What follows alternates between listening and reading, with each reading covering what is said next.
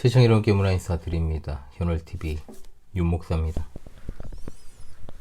예, 금요일 현월이와 함께 읽는 아더핑크의 하나님의 주권 시간입니다.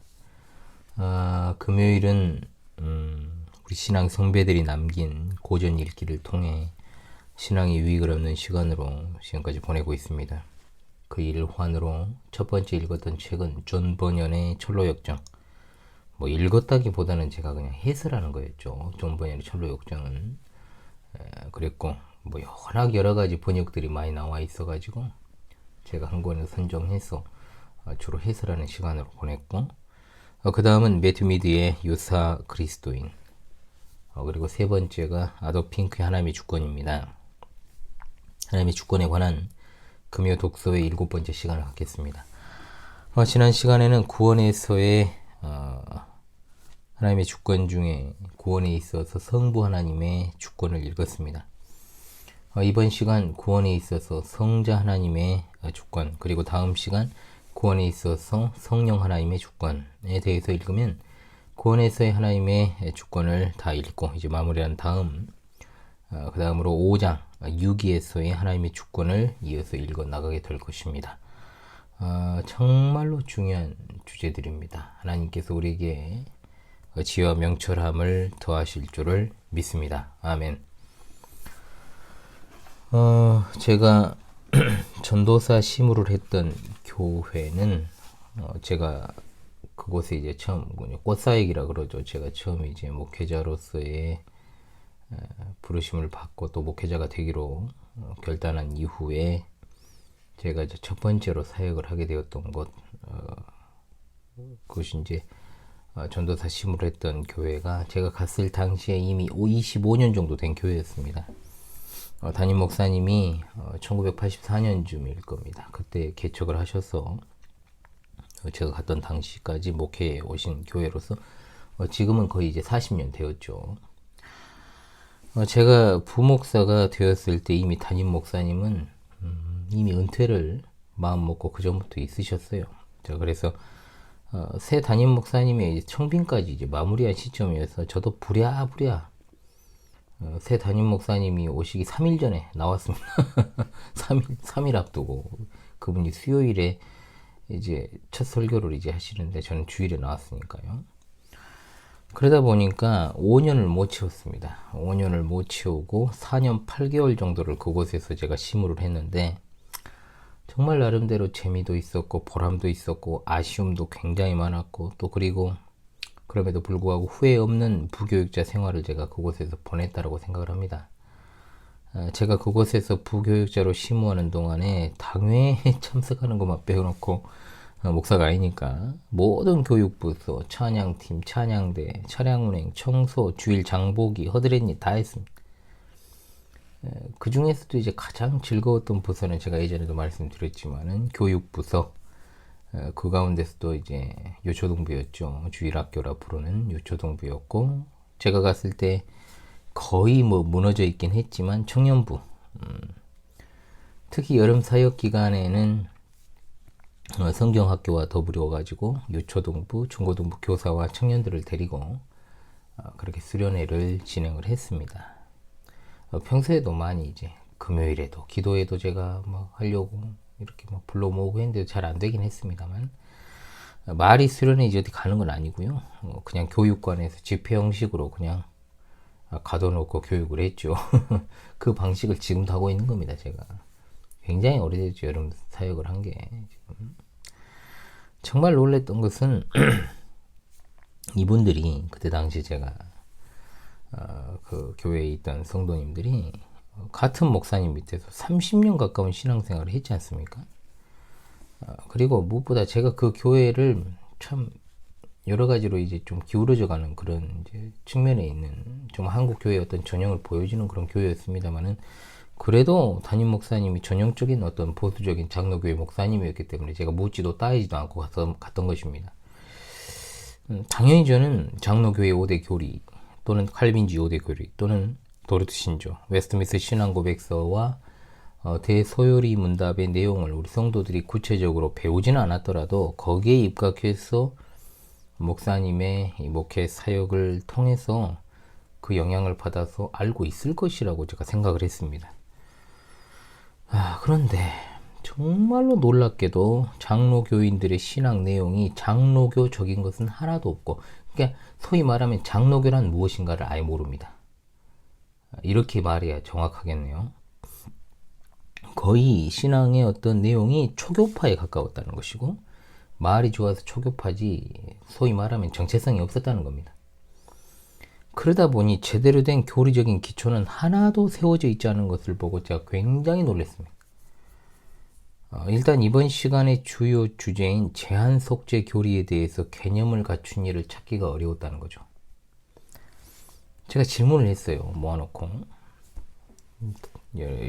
절대 다수죠. 물론 이제 제가 설교로는 전 성도들을 상대로도 제가 주일 낮 설교를 제외하고는 주일 저녁 설교, 수요 설교도 제가 배당을 받아서 했기 때문에 그런 측면에서 이제 할 때도 있었습니다만은, 그래도 제가 보통 교육부서에서 수련회를 인도한다거나 모아놓고 이제 교육을 할 때 자주 이야기를 했었죠. 질문했습니다. 예수님께서는 모든 인류를 위해 십자가에 달려 죽으셨습니까? 아니면 선택된 제한된 사람들을 위해서 십자가에 달려 죽으셨습니까? 10중 8구 대답이 나옵니다. 모든 인류를 위해서 죽으셨습니다. 이렇게 대답을 해요. 다, 거의. 그럼 나머지는 뭐냐? 선택된 자들이라고 했다. 그게 아니고 말 안 하죠. 말 안 하는 사람 빼고요. 그럼 제가 질문을 이어나가죠. 왜? 대부분이 모든 인류를 위해 죽었다고 대답했으니까. 죽으셨다고. 자, 그런데 인류의 대부분은 예수님을 믿지 않거나 참되게 믿지 않지 않습니까? 그런데 어떻게 된 거예요, 그게? 그러면 예수님의 사역은 거의 실패로 끝났거나 실패 중인 것 아닌가요? 이렇게 또 제가 질문을 던지죠. 그러면 이제 그때부터는 꿀먹은 벙어리들이 됩니다. 그런데 일부에서 이상한 이해를 하는 이야기를 쏟아내기 시작합니다. 예수님께서 모든 인류를 위해 죽으셨다는 게 모든 인류가 구원받는 것을 의미하는 것이 아닌 것은 저희도 압니다. 예수님의 죽으심을 받아들이는 자들이 구원을 받기 때문에 모든 인류를 위해 죽으신 사실은 안 변하는 것 아닙니까? 점입 가경이라 그러죠, 우리가. 그러면 마지막으로 제가 질문을 던집니다. 그러면 우리를 구원하는 것은 예수 그리스도의 의지입니까? 아니면 우리 자신의 의지입니까? 우리 자신의 의지로 예수 그리스도를 선택해서 믿는 것이라면 우리가 주권자가 되는 것 아닙니까? 분명 성경은 하나님께서 사람을 구원하신다고 말씀하고 있지 않습니까? 우리가 구원받은 것은 하나님의 은혜인데 그리스도의 십자가 사역이 모든 일을 위한 것이라면 인류 중에는 구원받지 못할 사람이 단 한 사람도 없어야 됩니다. 그런데 인류 중에는 정죄받은 사람이 대다수인데 이것을 어떻게 설명해야 됩니까? 여기까지 이제 오게 되면 이미 아무도 답을 못합니다. 한마디로 적어도 사람들의 뇌리에는, 신자라는 이들의 뇌리에는 이미 보편 구원론적인 사고가 깔려있고 하나님의 전적인 은혜에 의한, 절대적 주권에 의한 구원이 아니라 인간의 자유의지에 의한 구원론이 이미 밑바탕에 깔려있다는 겁니다. 그게 자연인들의 특징이기도 하지만 여러분, 아무 생각 없이 교회 다니는 사람들의 특징이기도 하고요. 알미니안의 특징인 거죠. 놀랍게도 장로교회를 적게는 10년, 많게는 20년을 넘게 다닌 사람들이 성경적 구원관을 가지고 있는 것이 아니라 알미니안의 거짓 구원관을 가지고 있다는 겁니다. 그래서 제가 틈만 나면 성경적 교리들을 열거하고 가르치는 일에 엄청나게 힘을 썼죠. 교회 신학의 7가지 주제, 서론부터 종말론까지 제가 몇 번을 했습니다. 계속해서. 저는 지금도 자신할 수 있습니다. 저는 원고를 보지 않고 서론부터 종말론까지 강의가 가능합니다. 그래서 왜 그때 전도사 시절부터 제가 닦아놓았던 스킬이 있거든요. 왜 너무 답답하니까 제가 이걸 가르쳐야 되겠다고 생각을 해가지고 제가 하다 보니까 이제 저도 공부가 되지만은 가르치다 보니까 그게 된 거죠, 이제. 자, 그래서 제가 계속해서 틈만 나면 그렇게 했다는 거죠. 큐티할 시간이 어디 있습니까? 나눔이요, 그런 거 안 합니다. 기본 기초 뼈대가 없는 자들에게 뭔 놈의 큐티입니까? 큐티 자체도 제가 설명했지 않습니까? 하면 안 된다고. 자, 그리고 이제 사임하는 마지막 해에는 성경적 교리는 교리대로 가르치고 제가 시대 분별에 대한 메시지까지 했죠.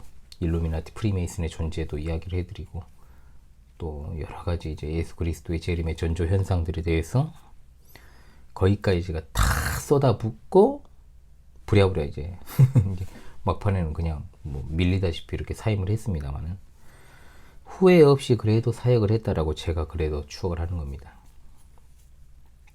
그리고 그 과정에서 어떤 청년은 끝내 이 성경적 교리, 특히 제한속죄 교리 인정 못하고요. 하나님의 애정에 있어서 특히 다음 장에서 읽을 6기에서의 하나님의 주권을 극복하지 못하고 나가 떨어지더군요. 그 청년이 교회를 나가면서 제게 했던 말은 아직도 제 귓가에 맴돕니다. 그때 당시 전도사였으니까요. 전도사님의 말씀이 틀렸다는 건 아닙니다. 그리고 전도사님의 교회사에 대한 강의도 제가 잘 들었습니다. 그런데 칼빈주의는 아무래도 제가 받아들이기 어려운 것 같습니다.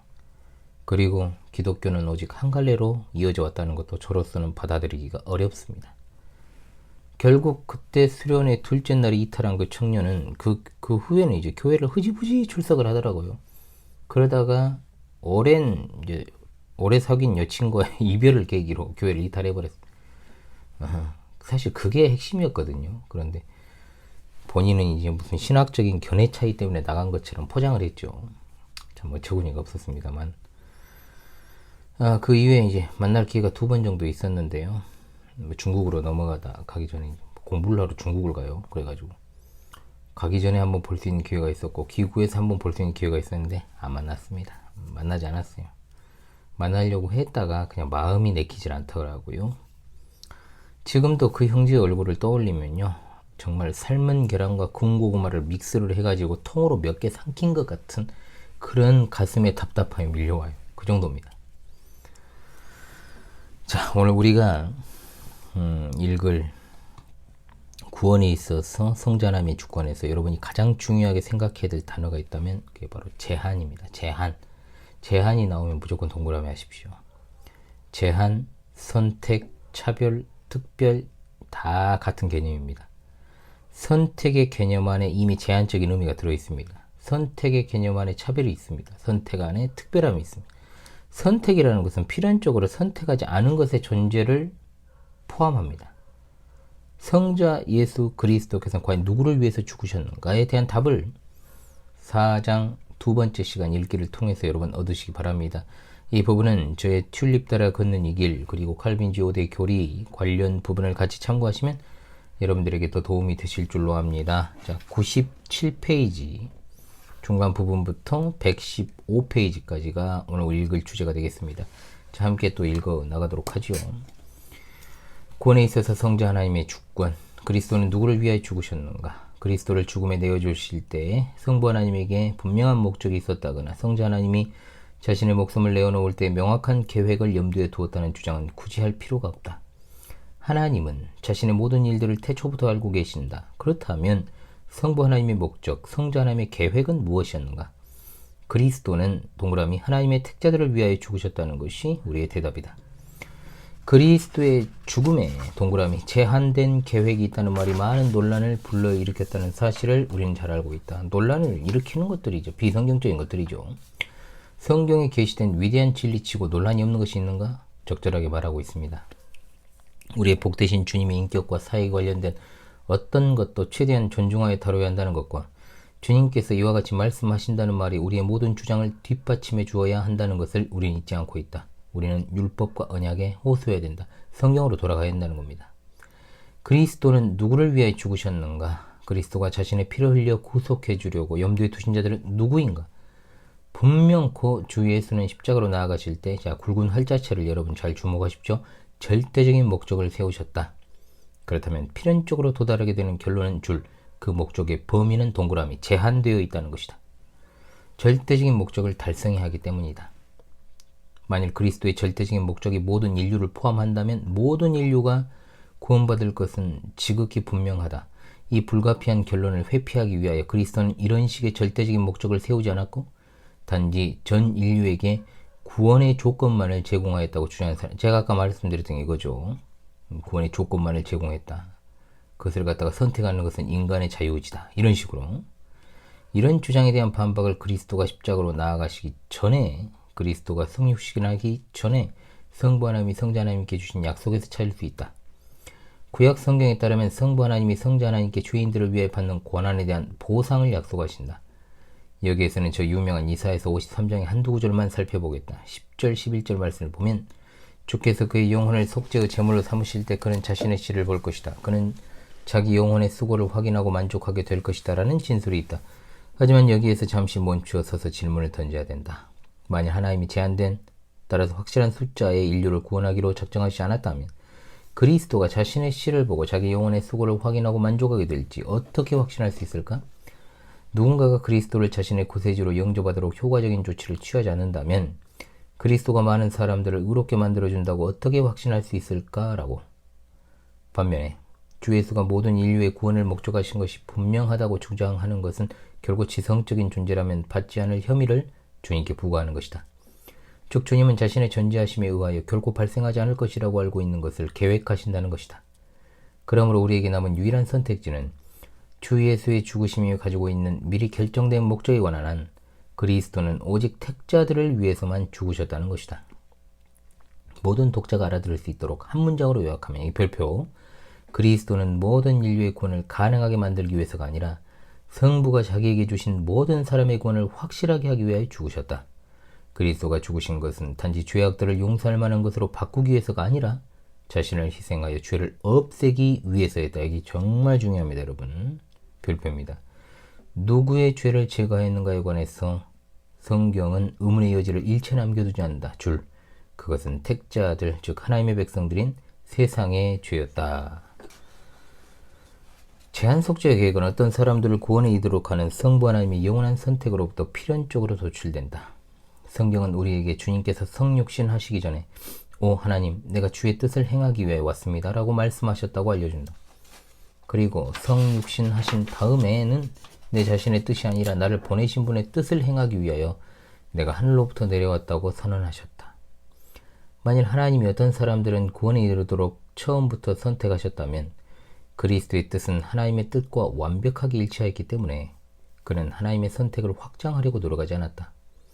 여기에서 방금 언급한 것은 단지 우리 자신의 그럴듯한 추론일 뿐만 아니라 성경 말씀의 명백한 교훈과 엄밀하게 조화를 이룬다. 우리 주님은 성부가 자기에게 동그라미 주신 자들을, 주님의 사역의 대상이 된 자들을 반복해서 언급하셨다. 아버지께서 내게 주신 자들은 다 내게로 올 것이다. 그리고 내게로 나오는 자를 내가 결코 내쫓지 않겠다. 이것이 나를 보내신 아버지의 뜻이다. 아버지가 내게 주신 자들을 나는 하나도 잃어버리지 않을 것이며 마지막 날에 내가 그들을 다시 살려낼 것이다 라고 말씀하셨다. 자, 이 부분 정말 중요한 말씀이니까 여러분, 이건 여러분들이 꼭 찾아서 요한복음 6장 37절과 39절 찾아서 외우십시오. 이건. 예. 또 예수께서 이렇게 말씀하신 뒤에 하늘을 바라보시며 아버지여, 때가 이르렀습니다. 당신의 아들을 영화롭게 하여 당신의 아들이 당신을 영화롭게 하도록 해주십시오. 당신이 내게 주신 자들 모두에게 영생을 주도록 모든 백성을 다스릴 권세를 내게 주셨습니다. 아버지가 세상으로부터 내게 주신 자들에게 아버지를 나타내었습니다. 저들은 아버지의 것입니다. 아버지는 그들을 내게 주셨고 그들은 아버지의 말씀에 순종하였습니다. 내가 저들을 위하여 기도합니다. 나는 세상을 위해서가 아니라 아버지가 내게 주신 자들을 위하여 기도하고 있습니다. 왜냐하면 저들은 아버지의 것이기 때문입니다. 아버지가 내게 주신 자들이 내가 지금 있는 곳에서 나와 함께하기를 나는 원합니다. 저들이 아버지가 내게 주신 나의 영광을, 세상을 창조하시기 전에 나를 사랑하셨기 때문에 나에게 주신 그 영광을 바라보도록 말입니다. 예수님의 기도가 나오는 요한복음 17장의 내용이죠. 1, 2절과 6절, 9절, 24절이 본문에 소개되어 있는 겁니다. 성부 하나님이 세상을 창조하시기 전에 한 백성을 애정하여 성자의 형상에 일치하도록 하셨다. 주 예수의 죽으심과 부활하심은 하나님의 목적을 수행하도록 하기 위한 목적에서였다. 자, 속죄의 성격 바로 그 자체가 죄인들에게 그 속죄를 적용할 때 하나님의 목적에 맞춰 제한하였음. 제한은 무조건 동그라미 하십시오. 제한하였음을 입증해준다. 그리스도의 속죄를 두 가지 주요한 관점. 어떤 관점입니까? 하나님의 관점과 인간의 관점이죠. 이것으로부터 고찰할 수 있다. 하나님의 관점에서 볼 때 그리스도의 십자가 사역은 화목제, 즉 하나님의 진노를 달래기 위해 하나님의 정의와 거룩하심에 대해 드려진 동그라미 속죄제였다. 인간의 관점에서 볼 때 그것은 대속의 동그라미, 무죄한 자가 죄인을 대신하여 의로운 자가 불의한 자를 대신하여 죽는 것이었다. 그러나 한 사람이 여러 사람을 엄밀하게 대속하는 것, 자발적인 고난을 그에게 가하는 것은 대속자의 편에서와 그의 행위로부터 혜택을 얻는 자들, 즉 죄를 대신 지고 법적 의무를 대신 이행해 주는 자들로부터 화목을 받아야 하는 자가 명확하게 인정해 주어야 한다. 더욱이 대속자가 드리는 속죄를 입법자가 받아들인다면 그 대속자가 대행하고 대리한 자들은 반드시 죄 용서를 받아야 한다. 내가 빚지고 있지만 빚 갚을 능력이 없을 때 다른 사람이 나타나서 내 빚을 완전히 갚고 그 사실을 확인하는 영수증을 받았다면 법률의 관점에서 나의 채권자는 더 이상 내게 어떤 요구를 하지 못한다. 이 원리라는 거죠. 그리스도의 속죄의 보혈이요. 주 예수께서는 십자가 위에서 줄입니다. 여기서부터는 주 예수께서는 십자가 위에서 자기 자신을 속전으로 내주었다. 속전의 동그라미. 그리고 하나님이 그 속죄를 받아주셨으면 3일 뒤에 무덤이 열렸다는 사실로부터 입증된다. 그렇죠? 여기에서 제기해야 될 질문은 이 속죄는 누구를 위해 제공되었는가이다. 만일 모든 인류를 위하여 제공된 것이라면 모든 사람이 진 빚은 소멸되었다. 그리스도께서 십자가 위에서 예외 없이 모든 사람들의 죄를 담당하셨다면 어떤 누구도 멸망하지 않을 것이다. 그리스도께서 아담의 모든 후손들을 대신하여 저주받으셨다면 지금 정죄 아래에 있는 사람은 하나도 없다. 하나님은 피 흘리신 나의 보증인과 나 양쪽에게 빚 갚으라고 이중으로 요구하실 수 없다. 그러나 그리스도는 예외 없이 모든 사람의 빚을 갚으시지 않았다. 감옥에 던져질 사람들이 있으며 그들이 마지막 한 푼까지 다 갚기 전에는 결단코 거기에서 나오지 못할 것이기 때문이다. 물론 그들은 거기에서 나오지 못할 것이다. 그리스도는 줄 모든 인류의 죄악들을 담당하지 않으셨다. 자신들의 죄 가운데 죽는 자들이 있고 죄가 아직 남아있는 자들이 있다. 그리스도는 아담의 모든 후손들을 대신하여 저주받지 않으셨다. 주님께로부터 저주받은 자들아 나를 떠나라는 말씀을 받을 자들이 존재하기 때문이다. 분명히 주님이 하신 말씀이죠. 마태복음 25장 41절에 그리스도께서 모든 사람을 똑같이 위하여 죽으셨다고 말하는 것은 그가 전 인류의 대속물 및 담보물이 되었다라고 말하는 것은 모든 인류를 위하여 대신 고난을 받았다고 말하는 것은 지금 스스로 저주를 짊어지고 있는 많은 사람들을 위하여 저주를 받으셨다고 말한다는 것이며 지금 지옥에서 고통받고 있는 많은 사람들을 위하여 처벌받았다고 말하는 것이며 영원한 고뇌 속에서 몸부림치며 죄의삭 즉 사망을 갖고 있을 많은 사람들을 위하여 속전을 지불하였다고 말하는 것이다. 얼마나 이게 잘못된 말인지를 지금 계속해서 논하고 있죠.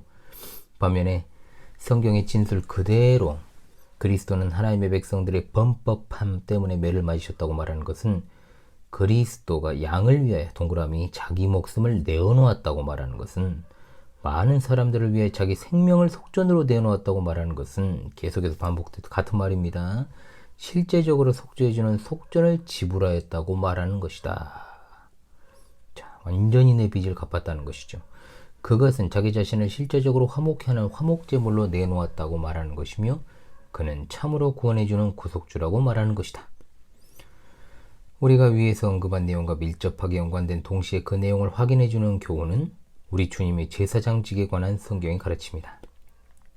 그리스도는 지금 위대한 대제사장 자격으로 중재하신다. 그렇지만 그는 누구를 위해 중재하시는가? 온 인류를 위해서인가? 아니면 단지 자기 백성을 위해서인가? 이 질문에 대해 신약 성경이 제시하는 대답은 햇빛처럼 명료하다. 우리의 구속자는 하늘로 올라가셨고 지금 우리를 위하여 하나님 앞에 나타나셨다이다. 우리를 위하여, 즉 하늘의 소명에 함께 참여한 자들을 위하여서다. 다른 진술을 찾아보면 그러므로 그는 자신에 의하여 하나님께로 나아가는 자들을 힘껏 구원할 수 있다. 그가 항상 살아계셔서 그들을 위하여 중재하시기 때문이다. 이것은 구약 성경의 모형과 엄밀하게 일치한다. 아론은 희생제물을 죽인 뒤에 하나님의 백성을 대표하는 자격으로 지성소에 들어갔다. 그의 흉배에는 이스라엘 지파의 이름들이 새겨져 있었고 아론은 그들을 위해 하나님 앞에 섰다. 우리 주님께서 요한복음 17장 9절에서 내가 저들을 위해서 기도합니다. 나는 세상을 위해서가 아니라 아버지가 내게 주신 자들을 위하여 기도하고 있습니다. 왜냐하면 저들은 아버지의 것이기 때문이다 라고 하신 말씀이 바로 이 모형에 부합한다. 이와 연관하여 세심하게 주목할 또 하나의 성경 구절은 로마서 8장 33절이다. 여기에서 누가 하나님의 택자들을 고소하겠는가 라는 질문을 던지고 바로 이어서 의롭다고 하시는 이는 하나님이다. 정죄하는 자가 누구냐? 우리를 위하여 죽으셨다가 부활하시고 하나님의 우편에서 중지하시는 이는 그리스도시다라고 선언한다. 자, 로마서 8장 33절로 34절 정말 중요하죠. 그리스도의 죽으심과 중지하심의 대상이 동일하다는 사실에 특히 주목하라. 이것은 모형 속에서와 마찬가지로 원형에도 있다. 속죄와 탄원의 범위가 동일하다. 별표. 그리스도는 세상을 위해서가 아니라 오직 택자들만을 위하여 중지하신다면 오직 택자들만을 위하여 죽으셨다. 핵심입니다. 주 예수의 죽으심과 부활하심과 높아하심과 중지하심 어느 누구도 하나님의 택자들을 고소하지 못하게 하는 근거로 제시된다는 점에 주목하라. 우리가 개진하고 있는 주장에 맞서고 싶은 자들에게 요한복음 3장 18절로부터 제기되는 질문 무엇입니까? 만일 그리스도의 죽음이 모든 사람을 똑같이 포괄하는 것이라면 믿지 않는 모든 사람들은 정죄 아래 놓여 있는데 어떻게 그 죽음이 어떤 혐의에 대비한 담보물이 되는가를 세심하게 검토하라고 해봐라. 그리스도의 죽으심으로부터 혜택을 얻는 자들의 수는 속죄의 본질과 그리스도의 제사장직에 의해서 뿐만 아니라 그리스도의 권능에 의해서도 결정된다. 십자가 위에서 죽으신 그분이 육신을 입으신 하나님이라는 사실을 인정할 때 틀림없이 도달하게 되는 결론은 그리스도는 자신의 목적을 성취하실 것이며 자신이 사들인 것을 소유하실 것이며 자신의 마음을 쏟으신 대상을 확보하실 것이라는 결론이다. 만일 주 예수가 하늘과 땅의 모든 권능을 소유하고 있다면 그의 뜻에 성공적으로 저항할 수 있는 사람은 없다. 절대적으로 맞긴 하지만 그리스도는 자신을 구세주로 받아들이도록 강제하기를 원치 않기 때문에 이 능력을 사용하지 않으신다는 이 말은 어떤 점에서는 옳지만 다른 점에서는 전적으로 잘못되었다. 죄인의 구원은 줄 하나님의 능력의 문제이다. 본래 죄인은 하나님을 미워하며 하나님의 능력이 죄인 안에서 작용하지 않으면 이 증오심을 극복하지 못한다. 핵심이죠. 그래서 이렇게 말씀하십니다. 자, 요한복음 6장 44절이죠. 나를 보내신 아버지가 이끌어 주시지 않으면 나에게로 올 수 있는 자가 없다고 말씀하셨다. 여기 별표입니다. 죄인의 본성적인 증오심을 극복하는 하나님의 능력이 죄인의 마음을 움직여 그리스도에게로 나와서 영생을 얻도록 하는 것이다. 인간의 의지가 아니라는 거죠. 그러나 이 증오심은 모든 사람에게서 극복되지 않는다. 어째서 너무나 강력해서 극복하지 못하는가? 어떤 마음들은 너무나 단단하게 굳어져서 그리스도가 도저히 들어가지 못하는가? 그렇다고 대답하는 것은 그리스도의 전능성을 부인하는 것이다. 핵심 포인트죠. 굵은 활자체 주목하십시오. 최종적으로 분석해 볼 때 이것은 죄인이 마음먹기에 따라 좌우되는 그런 문제가 아니다. 모든 사람은 본성적으로 그리스도에게로 나오기를 싫어하기 때문이다. 자, 멀리하죠. 당연히 본성입니다. 그리스도에게 나오기로 마음먹는다는 것은 줄 하나님의 능력이 그 사람의 마음과 의지 속에서 작동하여 그의 본성적이고 만성적인 증오심을 극복하기 위한 그 최종적인 결과물이다. 마찬가지로 시편 110편 3절의 말씀 이것은 주의 권능의 날에 주의 백성이 나올 것입니다. 라는 말씀대로이다. 그리스도는 원하지 않는 자들을 자기에게로 이끌지 못한다는 말은 하늘과 땅에 있는 모든 권능이 그의 것임을 부인하는 말이다. 그러니까 얼마나 이게 참람한 말인지 알아야 된다 이 말입니다. 그리스도가 자신의 능력을 발휘하면 반드시 인간의 책임성이 파괴된다고 말하는 것은 여기에서 제기된 논점을 회피하는 것이다. 왜냐하면 그리스도는 자신의 능력을 발휘하였고 자기에게로 온 자들이 기꺼이 원하도록 만들었기 때문이다. 그리고 만일 그리스도가 인간의 책임성을 파괴하지 않고 이렇게 하였다면 어째서 다른 사람들에게는 이렇게 하시 못할까? 만일 그리스도가 어떤 죄인의 마음을 자기에게로 이끌 수 있다면 어째서 다른 사람의 마음에 대해서는 그렇게 하지 못할까? 대개 하는 말처럼 다른 사람들은 그리스도에게 허락하려고 마음먹지 않는다고 말하는 것은 그의 충분성을 의심하는 것이다. 그것은 그리스도의 의지의 문제다. 줄. 만일 주 예수께서 모든 인류의 구원을 작정하고 원하고 목적하셨다면 전 인류가 구원받을 것이다. 당연한 논리죠. 그렇게 되지 않으면 그리스도는 자신의 의도를 성취할 능력이 없는 것이다. 이것이 진상이라면 그는 자기 영혼의 수고를 확인하고 만족할 것이다 라는 말을 결코 하지 못하였을 것이다. 제기된 논점은 구속주의 신성과도 관련된다. 실패한 구속주는 하나님일 수가 없기 때문이다. 지금까지는 그리스도의 죽으심은 그 계획 단계에서부터 제한적이었음을 제한 나오면 무조건 동그라미 하라 그랬습니다. 일반적인 원리 몇 가지를 검토하였다. 이제는 그 사실을 명확하게 확인해주는 성경의 명백한 진술 몇몇을 살펴보겠다. 경이롭고 비할 나위 없는 이사야 53장에서 하나님은 성자 하나님에 관해서 그가 곤욕과 심판을 받고 끌려갔다. 그의 세대 가운데 누가 말할 수 있겠는가? 그가 살아있는 자들의 땅에서 끊어졌기 때문이다. 내 백성의 범죄함으로 인해 그가 상처를 입었다고 선언한다. 이것과 완벽하게 조화를 이루는 진술은 천사가 요셉에게 해준 말이다. 즉 아들을 낳을 것이다. 너는 그에게 예수라는 이름을 지어주어라. 왜냐하면 그는 자기 백성을 저희 죄에서 구원할 것이기 때문이다. 여기에서 자기 백성은 이스라엘뿐만 아니라 성부가 그에게 주신 모든 사람을 가리킨다. 줄여야 되겠죠. 우리 주님께서도 인자는 섬김을 받기 위해서가 아니라 섬기기 위하여. 자, 여기서부터 아랫줄까지는 다 묶어 놓으십시오. 그리고 별표. 그리고 자신의 생명을 많은 사람들을 위한 대속물로 주기 위하여 왔다고 말씀하셨다. 그런데 만일 예외 없이 모든 사람을 위한 것이라면 왜 여기에서 많은 사람들이라고 하셨는가? 그리스도가 고속하신 것은 자기 백성이었다. 자기 백성의 동그라미. 선한 목전은 염소가 아니라 자기 양을 위해서 목숨을 내어놓았다. 그리스도가 자기 피로 고속한 것은 동그라미 하나님의 교회였다. 자, 넘어갑니다. 자, 우리 주장의 근거로 삼고 지금 구절을 하나 더 보겠다. 요한복음 11장 49절 52절은 다음과 같이 말씀한다. 그들 중에서 그 해의 대제사장을 맡은 가야바라는 사람이 이렇게 말했죠. 당신들은 전혀 알지 못하시는군요. 온 나라가 멸망하는 것보다는 한 사람이 민족을 대신하여 죽는 것이 훨씬 낫다는 것을 모르시는군요. 그는 스스로 이렇게 말한 것이 아니다. 예수가 유대 민족을 대신하여 유대 민족만을 위해서가 아니라 하나님의 흩어져 있는 자녀들을 대신하여 죽고 그들을 불러 모아 하나로 만들 것을 그 해의 대제사장의 신분으로 예언한 것이다. 여기에서 가야바는 스스로 예언하지 않았다. 즉 구약시대 하나님께서 사용하신 자들과 마찬가지로 그의 예언은 그 자신에게서 나오지 않았다. 그는 성령의 감동을 받은 대로 말하였다. 그가 한 말의 참뜻은 이처럼 보호받았고 이 계시는 하나님으로부터 온 것이 확실하다. 여기에서도 그리스도는 그 민족 즉 이스라엘 위에서 그리고 한 몸인 그의 교회를 위하여 죽으셨음이 명확하게 드러난다. 하나님의 자녀들 즉 여러 나라에 흩어져 있는 자녀들을 교회 안으로 불러 모아 하나로 만들고 있다. 교회를 구성하는 그 구성원을 여기에서는 그리스도가 죽기도 전에 그러므로 그가 자기 교회를 세우는 일을 시작하기도 전에 하나님의 자녀라고 부르다니 놀랍지 않은가? 그들 가운데 거의 대다수가 아직 태어나지도 않았다. 그런데도 그들을 하나님의 자녀로 간주하였다. 그들이 창세전에 그리스도 안에서 택함을 받았고 따라서 예수 그리스도에 의하여 양자로 애정받았다는 그 이유 때문에 하나님의 자녀로 간주되었다. 그리스도께서도 이와 비슷한 말씀을 하셨다. 나에게는 이 우리에 속하지 않은 다른 양들도 있다. 우리의 복되신 구세주의 마음과 말씀에서 십자가라는 실제적인 계획이 가장 큰 자리를 차지한 시기는 지상사역의 마지막 주간이었다. 현재의 우리의 문제와 연결해서 이 시기의 사역을 다루는 성경 기록에서 무엇을 발견하는가? 예수는 자신이 이 세상을 떠나 아버지에게로 가야 할 때가 왔음을 알았을 때 세상에 있는 자기 사람들을 사랑하시되 끝까지 사랑하셨다. 사람이 자기 벗을 위하여 목숨을 내놓는 것보다 더 큰 사랑은 없다. 저들을 위하여 저들도 참으로 거룩하게 될 수 있도록 내가 자기 자신을 거룩하게 한다. 그리스도는 자기 자신의 것을 위하여, 자, 자기라는 말이 계속 나오죠. 성부 하나님이 자기에게 주신 자들을 위하여 십자가의 죽음을 향하였다는 뜻이다. 만일 그리스도가 차별 없이 모든 사람을 위해 죽으셨다면 왜 이처럼 차별적인 용어를 사용하였을까라는 질문은 당연한 의문이라는 거죠.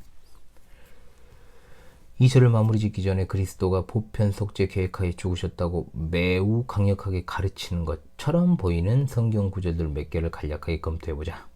고린도후서 5장 14절에 한 사람이 모든 사람을 대신하여 죽었다는 표현이 있다. 그러나 이 성경 구절은 단지 이것만을 단언하고 있지 않다. 이 표현이 담긴 구절과 문맥 전체, 자, 언제나 성경에서는 문맥과 맥락을 봐야 된다고 제가 말씀드렸죠. 주의 깊게 검토해보면 이 구절은 무제한적 속죄를 가르친다기보다는 그리스도의 죽으심에는 제한된 계획이 있음을 강력하게 논증하고 있다는 사실을 발견하게 된다. 구절 전체를 보면 그리스도의 사랑 때문에 우리가 그렇게 되지 않을 수 없다. 한 사람이 모두를 대신하여 죽음으로써 모두가 죽은 것이라고 우리가 확신하기 때문이다. 자, 그리스도 본문에서는, 헬라어 본문에서는 두 번째 모두 앞에 정관사가 있고 동사는 부정과거 시제임을 유의해야 한다. 따라서 이 본문은 우리가 판단하기에 만일 한 사람이 모두를 위하여 죽었다면 그들 모두가 죽은 것이다 라는 뜻이다. 따라서 바울이 이 구절에서 내리는 명백한 결론은 그 한 사람이 대신 죽어준 그 사람들은 사법적으로 볼 때 함께 죽었다는 의미를 전달하고자 하는 것이다. 계속해서 그 다음 구절에 그가 모든 사람을 위하여 죽은 것은 살아있는 자들이 더 이상 자신들을 위하여 살지 않고 자신들을 위하여 죽었다가 부활하신 그분을 위하여 살도록 하기 위함이다 라는 말이 온다. 그 한 사람은 죽었을 뿐만 아니라 부활하였다. 그가 대신 죽어준 그들 전부도 그렇다. 그래서 이 구절에서 그들은 살아있다고 표현되었다. 대속물이 대행해준 그 혜택을 받는 자들은 법적으로는 직접 행한 것으로 간주된다. 법률의 관점에서 대속물과 이 대속물이 가리키는 자들은 하나이다. 하나님이 보시기에도 그렇다. 그리스도는 그 백성들과 동일시되었고 그의 백성들은 그와 동일시되었다. 동일시에다가 동그라미. 그러므로 그리스도가 죽었을 때 그들도 죽었다. 법적으로. 그리스도가 부활했을 때 그들도 부활했다. 17절에 따른 만일 어떤 사람이 그리스도 안에 있으면 새로운 피조물이며 법률적 시각에서 뿐만 아니라 실제적으로도 새로운 생명을 받았으므로 더 이상 자신들을 위해 살지 않고 자신들을 대신하여 죽었다가 부활하신 자들을 위하여 살라는 명령을 받고 있다. 다른 말로 하자 그리스도께서 대신 죽어주신 이 모두에 속하는 자들은 법률적으로 자신들에게 참된 것을 일상생활에서 실제적으로 보여주라는 명령을 받고 있다. 즉 그들은 자신들을 대신하여 죽으신 그리스도를 위해 살아야 한다. 그리스도께서 대신 죽어주신 그 모든 사람들은 지금 살아있고 그리스도를 위하여 살라는 명령을 받고 있는 그 사람들이다. 그렇다면 이 구절은 세 개의 중요한 진리를 가르친다. 그 범위를 더 잘 보여주기 위하여 역선으로 언급하겠다. 어떤 사람들이 여기에서 더 이상 자신을 위해 살지 말고 그리스도를 위해 살라는 명령을 받고 있다. 이러한 훈계를 받는 그 사람들은 살아있는 자들이고 그것은 영적으로 산다는 것을 의미하므로 하나님의 자녀를 가리킨다. 하나님의 자녀들만이 영적 생명을 누리며 그 외의 다른 사람들은 죄와 범법 가운데 죽어 있기 때문이다. 이렇게 살아있는 자들이 본문에서 말하는 모두 혹은 그들이며 그리스도는 이 사람들을 위하여 죽으셨고 부활하셨다. 그러므로 이 구절은 그리스도는 자기 백성 모두를 대신하여 택자들을 위하여 아버지가 그에게 주신 자들을 위하여 죽으셨다고 가르친다. 또한 그들을 대신한 그의 죽으심과 부활하심의 결과로 그들이 살아있다. 그리고 택자들은 이처럼 살아있는 유일한 자들이며 그들이 그리스도를 통하여 소유하게 된 이 생명을 그리스도를 위해 살아가지 않으면 안 된다고 가르친다. 즉 그리스도의 사랑 때문에 이렇게 살지 않을 수 없게 된 것이다. 하나님은 한 분이시며 하나님과 사람, 즉 이 사람이란 단어는 총칭, 대표 단수로 사용된 것이기에 어떤 한 사람이 아니라 인류를 뜻한다. 사이에 중보자도 한 분뿐이다. 그 사람이신 그리스도 예수이시다. 그가 모든 사람을 위하여 자신을 속전으로 내주었다. 적당한 때가 되면 증명될 것이다. 여기에서 그가 모든 사람을 위하여 자신을 속전으로 내주었다는 표현에 관해 언급하겠다. 성경에서 인류를 가리키는 의미에서의 모두는 두 가지 의미, 즉 절대적인 의미와 상대적인 의미로 사용된다. 예외 없이 모든 사람을 의미하는 경우도 있고 차별 없이 모든 사람을 의미하는 경우도 있다. 어떤 특정한 구절에서 이 두 가지 의미 가운데 어떤 것이 사용되고 있는지는 문맥에 의해서 판단하고 병행 구절에 의해서 결정해야 한다. 모두라는 말을 상대적이고 제한적인 의미로 사용하는 경우에는 예외 없이 모두가 아니라 차별 없이 모두라는 뜻이다. 성경의 무수한 사례 가운데 두 구절을 골라서 검토해보자. 온 유대지방과 예루살렘이 사람이 다 그에게 나아가 온 유대지방과 예루살렘 사람이 다, 즉 남자와 여자와 아이가 빠짐없이 다 요한에게로 나왔다는 뜻인가? 결단관이다. 누가복음 7장 30절 바리새인들과 율법사들은 자신들에게 향한 하나님의 목적을 거부하고 요한에게 나오지 않았다고 분명하게 밝힌다. 그렇다면 마가복음 1장 5절 본문의 다, 즉 모든 사람은 무슨 뜻인가? 우린 이 구절에서의 모두는 예외 없이 모두가 아니라 차별 없이, 즉 계층과 신분의 차별 없이 모두라고 답한다. 동일한 설명 방식이 누가복음 3장 21절에도 적용된다. 요한복음 8장 2절 본문을 보면 이른 아침에 다시 성전마당에 들어오시자 모든 사람이 그의 주위에 모여들었고 그가 자리에 앉아 그들을 가르쳤다. 자, 이 본문의 모든을 절대적으로 이해하는가 아니면 상대적으로 이해하는가? 예외 없이 모든 사람들이란 뜻인가 아니면 계층과 신분의 차별 없이 모든 사람들이란 뜻인가? 후자의 의미 명백하다. 그러죠, 여러분? 이 시기에, 즉 초막절에 예루살렘에 있던 모든 사람들을 빠짐없이 성전에 수용할 수 없었기 때문이다. 사도행전 22장 15절을 보면 너는 내가 보고 들은 모든 것을 모든 사람에게 증거하라는 말씀이 있다. 분명히 이 구절에서 말하는 모든 사람은 인류를 구성하고 있는 사람들 전체를 의미하지 않는다. 상식이죠. 디모데전서 2장 6절에 있는 모든 사람을 위해 자신을 속전으로 내주었다는 말에서도 예외 없이 모든 사람이 아니라 차별 없이 모든 사람을 염두에 두고 있다는 것이 우리의 의견이다. 그리스도는 모든 민족, 세대, 계층에 속한 사람들에게, 즉 택함을 받은 모든 사람들에게 자신을 속전으로 내주었다. 이것은 계시록 5장 9절에 왜냐하면 주는 죽임을 당하셨고 모든 족속과 언어와 백성과 민족으로부터 나온 우리를 자신의 피로 구속하여 하나님께 드렸기 때문이다라는 말씀에 부합한다. 마태복음 20장 28절에 입각해 볼 때 위 구절에 있는 모든을 제멋대로 정의한 것이 아니다.